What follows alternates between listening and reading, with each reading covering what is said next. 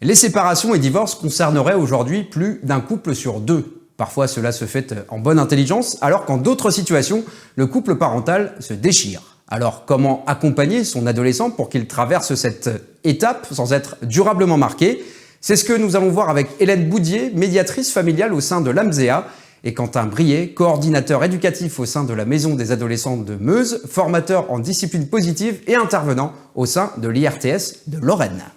Alors Quentin, question peut-être un petit peu brute de décoffrage, mais pour planter un petit peu le décor, est-ce qu'on peut identifier un lien entre ces adolescents qui vivent une séparation du couple, de leurs parents, et ces adolescents qui sont en difficulté? Est-ce que le lien de causalité existe de manière systématique ou pas? Alors c'est vrai que du coup on cherche toujours des chiffres pour un peu mettre en avant tout ça.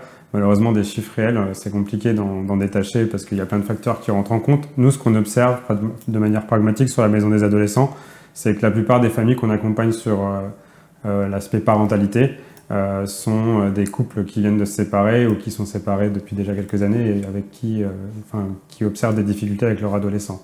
Donc c'est une grande majorité. Je ne pourrais pas donner de chiffre non plus, mais en tout cas, c'est une grande majorité. C'est un facteur, en tout cas, clairement. C'est évident que, en tout cas, je ne sais pas s'il y a beaucoup de familles qui sont séparées, mais en tout cas, il y a beaucoup de familles séparées qui viennent nous voir pour des problèmes avec leur adolescent. Alors, Hélène Boudier, je rappelle que vous êtes médiatrice familiale. Par rapport à un enfant, est-ce qu'un adolescent vit différemment la séparation de ses parents? Est-ce qu'une nuance existe? Alors, c'est difficile aussi de dire exactement comment un adolescent vit par rapport à un enfant ou comment chaque enfant va vivre la séparation de ses parents, puisque c'est quelque chose d'un vécu émotionnel et qui est très très personnel finalement, mais il y a quelque chose qui est quand même effectivement qui est assez global, qui fait qu'on n'a pas la même perception quand on est enfant et quand on est adolescent de ce qui se passe dans la séparation. Parce qu'effectivement, un adolescent, il va peut-être mieux comprendre ce qui est en train de se passer.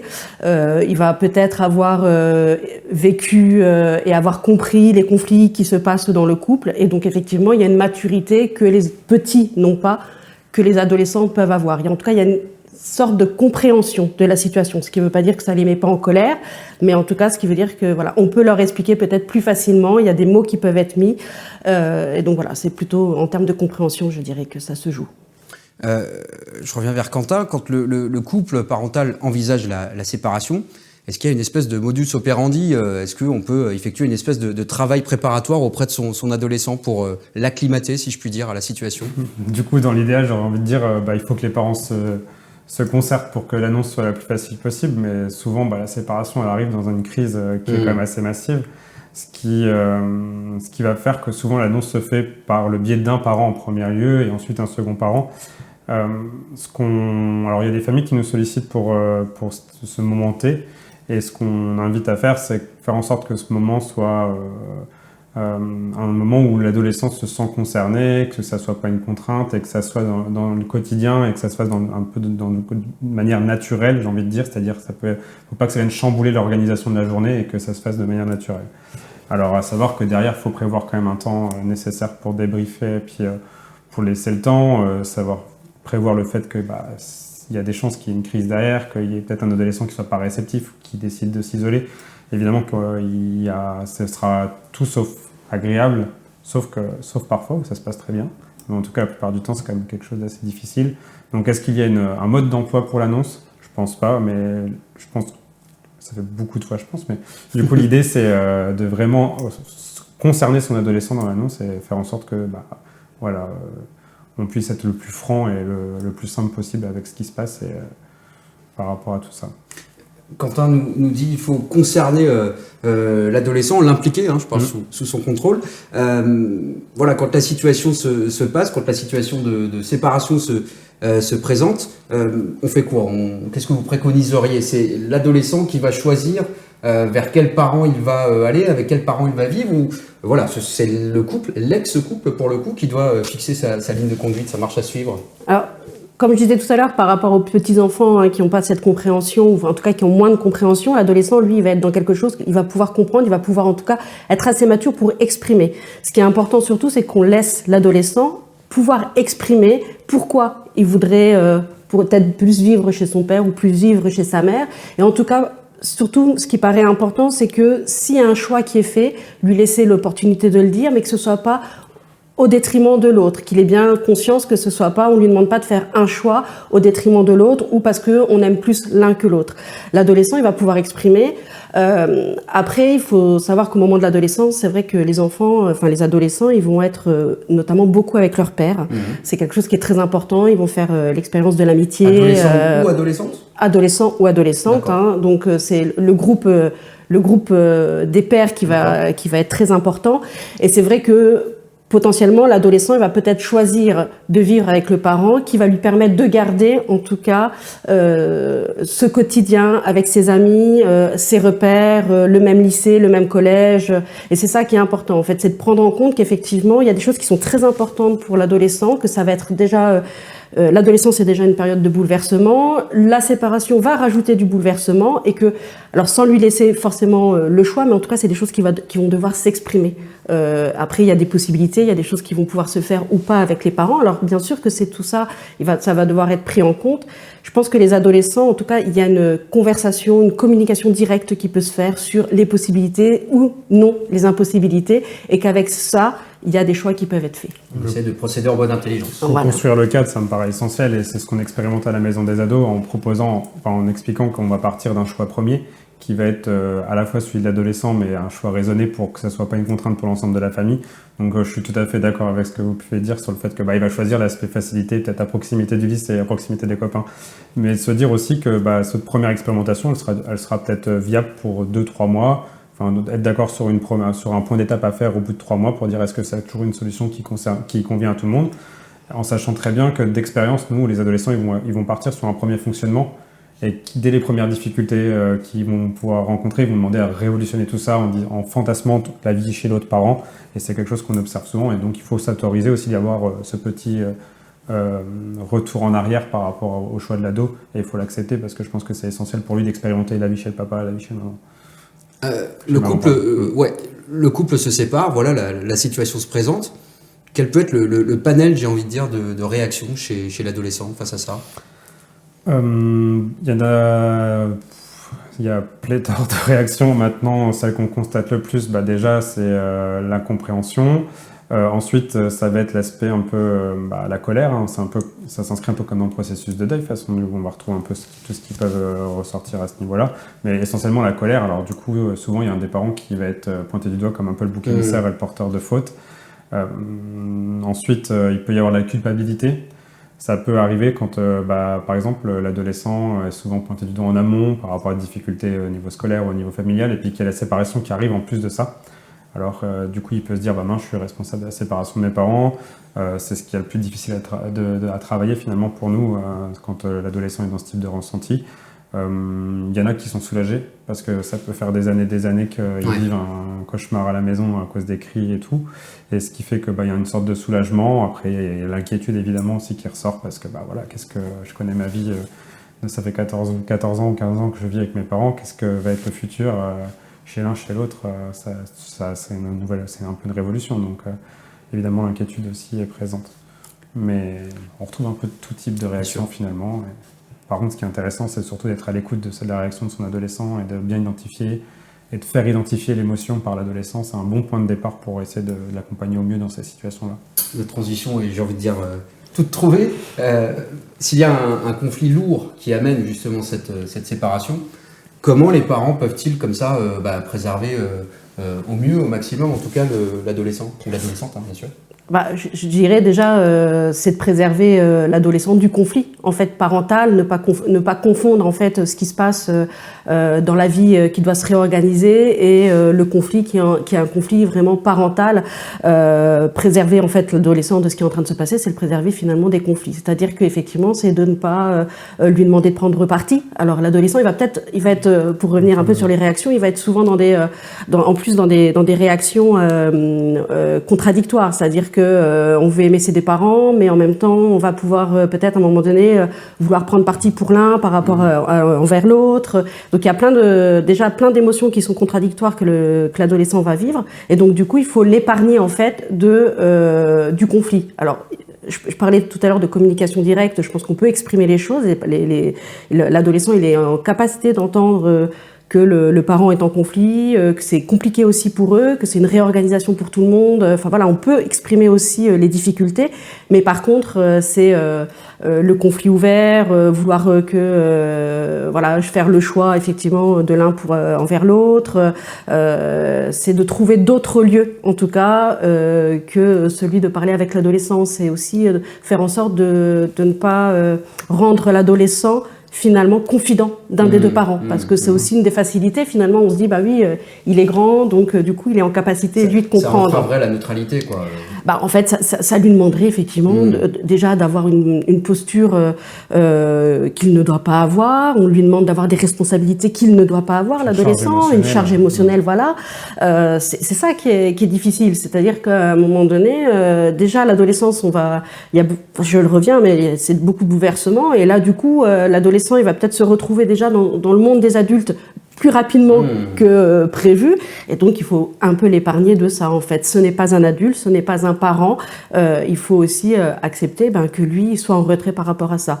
Moi, le conseil que je donnerais en tant que médiatrice familiale, c'est de se dire il y a d'autres lieux pour les parents, pour en fait régler les conflits, pour essayer de gérer toute leur charge émotionnelle, parce qu'en fait, voilà, le conflit c'est aussi parce qu'il y a des charges émotionnelles qui arrivent chez les parents. Et voilà, la médiation familiale, par exemple, c'est un bon lieu, c'est un lieu confidentiel qui va réunir les deux parents dans un lieu neutre où on va parler de la séparation et trouver en fait chaque parent, enfin les parents ensemble vont devoir trouver finalement l'organisation qui leur convient le mieux pour après imaginer le futur, envisager le futur, comment on s'organise avec son enfant, son adolescent notamment, et après pourquoi pas travailler les choses aussi avec l'adolescent. Alors d'autres lieux, est-ce que par exemple, le temps en tout cas au moins que les conflits s'apaisent, on pourrait imaginer de confier l'adolescent aux grands-parents? Alors, c'est vrai que cette question elle se pose. Je pense qu'il y a possibilité de mettre en place un sas de sécurité, va-t-on dire. Parce que je pense que l'adolescent, même s'il va s'isoler de manière plutôt naturelle, puis peut-être qu'il va passer son temps, alors souvent les parents nous disent il passe son temps dans sa chambre, peut-être qu'il est dans sa chambre, mais en tout cas il est quand même dans le cercle familial, que ce soit chez la mère, ou chez la maman ou chez le papa. Maintenant, de lui dire écoute, en ce moment c'est compliqué à la maison, on t'envoie chez les grands-parents, quelque part c'est d'exclure, et que je pense que l'adolescent il a tout sauf envie d'être mis à l'écart, parce que ça veut dire quoi? Ça veut dire que finalement il n'est pas suffisamment grand peut-être pour assister à ça. Est-ce que ça veut dire il dérange? Voilà, il y a plein de questions qui peut découler de cette prise de décision. Après, d'avoir la possibilité de proposer à son ado, tu sais, en ce moment, je pense surtout dans les premiers temps où il n'y a pas forcément la possibilité pour l'un des deux parents de partir. On a souvent des parents qui font des espèces de colocations. Et du coup, enfin des colocations, je m'entends, c'est-à-dire qui vivent ensemble par la force des choses. À ce moment-là, où on sait que ça peut être compliqué, qu'il peut y avoir des choses dures, on peut proposer à l'adolescent de se dire tu sais très bien que tu peux aller chez les grands-parents si tu sens que c'est trop compliqué pour toi.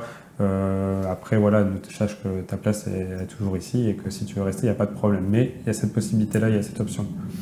Surtout que ce qu'il faut éviter, je rebondissais aussi sur la réponse d'avant, c'était d'exposer l'adolescent et l'enfant, même globalement, aux émotions négatives qui peuvent y exister entre l'ex-couple. Et souvent, ce qu'on conseille aux parents, c'est d'éviter d'être dans la verbalisation devant les enfants et les adolescents de ce qui peut être de la haine vis-à-vis de l'autre, et de jamais, quand c'est compliqué, de toujours garder en tête que l'enfant a quand même été le fruit de leur amour à un moment T, et que ça doit essayer, cette image-là, elle doit rester pour essayer de préserver un maximum l'adolescent de ce qui peut sortir de la bouche du parent, enfin d'un des parents, quoi. Parce que clairement, ça fait défaut sur plein de plans. Après, et à retravailler derrière, c'est compliqué. Alors une fois que la situation est, j'ai envie de dire, actée, normalisée, voilà, la situation, la séparation est effective, comment on accompagne l'adolescent pour qu'il apprivoise son nouveau cadre de vie quotidienne? Je dirais que le b.a.-ba, enfin voilà, ça reste de toute façon d'être dans la communication avec son adolescent, d'exprimer. Alors aussi peut-être un petit peu déjà de projeter aussi un petit peu le futur, parce que ce qui est hyper angoissant au moment de la séparation, c'est que tout un monde qui s'effondre, et du coup il y a beaucoup d'angoisses qui peuvent apparaître de ne pas savoir ce qui va se passer et quelle place on va avoir auprès de chaque parent et comment ça va pouvoir s'organiser. en dehors de la résidence, je parle bien, mais en termes d'organisation, en termes de lien avec chaque parent, et c'est ça. Enfin, la verbalisation, la communication, c'est ça qui permet. Et aussi, je pense que pour les parents, c'est d'accepter, en tout cas, d'être patient. Parce qu'en fait, ça va pas se faire du jour au lendemain. L'adolescent, il va passer par des émotions, je disais tout à l'heure, contradictoires, par des phases où on va se sentir bien et d'autres où ça va être beaucoup plus compliqué.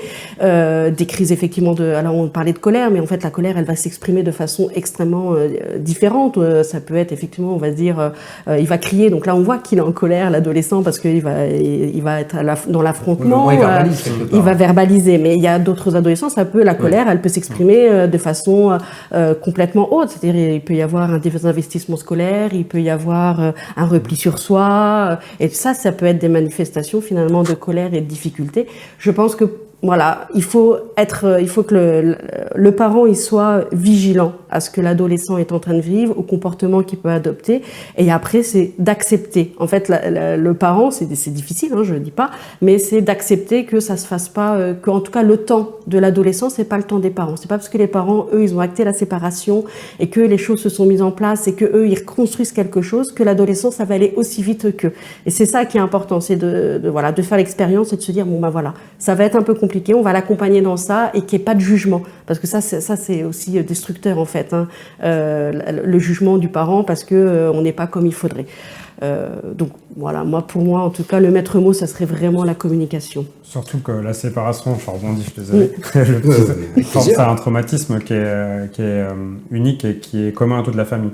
Néanmoins, si les parents ils savent pourquoi ils se séparent, l'adolescence c'est une situation déjà qu'il va devoir accepter et comprendre. Parce que du coup, donc il y a une phase qui s'additionne. D'autant que les adolescents n'ont pas forcément les mêmes ressources autour d'eux pour pouvoir traiter ce traumatisme et pouvoir le digérer et puis pour pouvoir en faire quelque chose.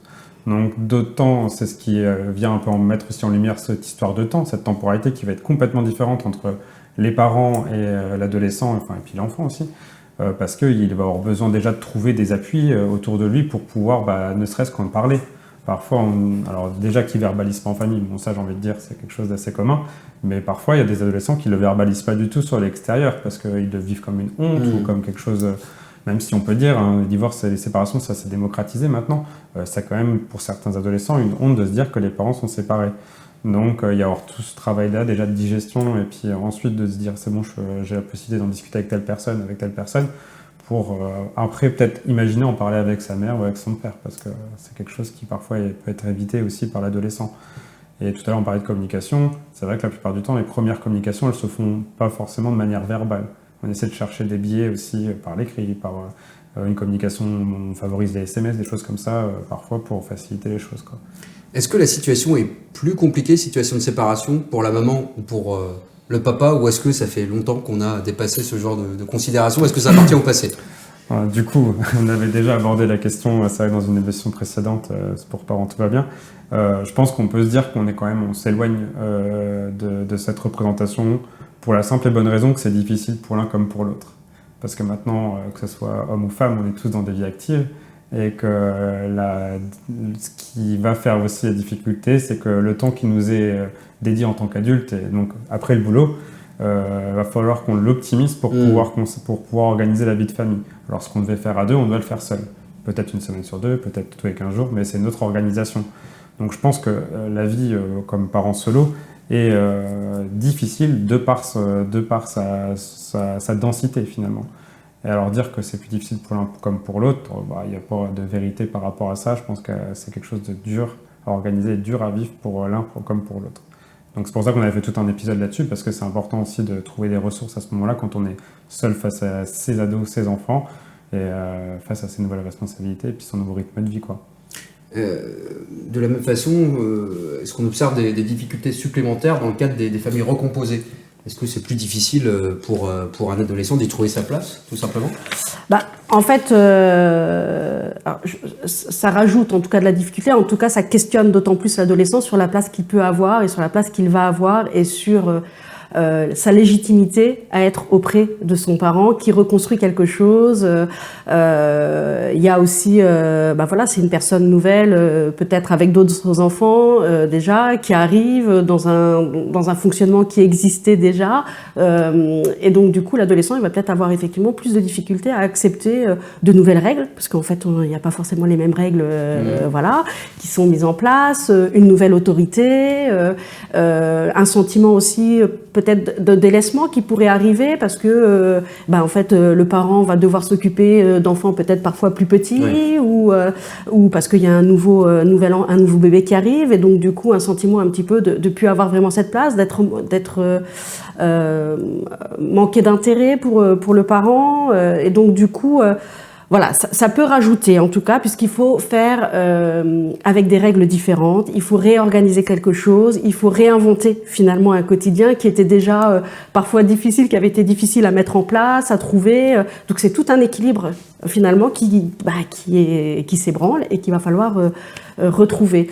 Alors voilà, je pense que ce qui est important en tout cas, quand il y a une nouvelle compagne, un nouveau compagnon, de nouveaux enfants qui apparaissent dans le schéma familial de l'adolescent, c'est aussi que le parent, il prenne le temps. Il prenne le temps avec l'adolescent, il lui consacre du temps peut-être en individuel, et que voilà, qu'il y ait quand même quelque chose de cette cellule qui reste finalement pour montrer qu'elle existe toujours, cette cellule, elle se réinvente, elle se réorganise, mais elle est toujours là, et que ce lien-là, il reste, quoi. Cette relation, elle est importante pour le parent qui refait sa vie. Voilà. Bien, merci pour vos éclaircissements. Quentin, un mot bien sûr. À rajouter? Du coup, c'est par rapport à se réinventer. Quentin a toujours un mot à ajouter. Exactement. La co-construction, c'est ce qu'on essaie de proposer un maximum aux familles, parce que de se dire, bon, nouvelle situation, donc nouvelles règles, on rabat les cartes, et d'être à l'écoute par rapport aux besoins de chacun, que ça soit bien visible pour chaque membre de la famille au niveau des besoins et des envies, et qu'après on puisse en dégager un cadre. Alors ça, c'est dans l'idéal, c'est facile pour moi de le dire, mettre en place, ça met beaucoup plus de temps, mais c'est une étape qui peut être longue, mais qui est nécessaire pour repartir sur des bases saines et faire en sorte que l'adolescent puisse se sentir concerné et aussi intégré dans le nouveau fonctionnement. Parce que bien souvent, malheureusement, on a des ados qui sont encore dans la difficulté et qui se mettent à l'écart du nouveau fonctionnement et qui du coup se réveillent un jour en disant « bah oui, mais bon, moi, c'est un peu tard, du coup il y a des choses qui se sont passées et c'est encore un peu difficile après avoir travaillé ». Pour le coup, j'ai terminé. Merci de m'avoir laissé la possibilité de conclure. Avec plaisir. Merci Quentin, merci Hélène Bouvier pour toutes vos analyses et vos éléments d'éclaircissement. À très vite, à très bientôt pour un nouvel épisode de Parents, tout va bien.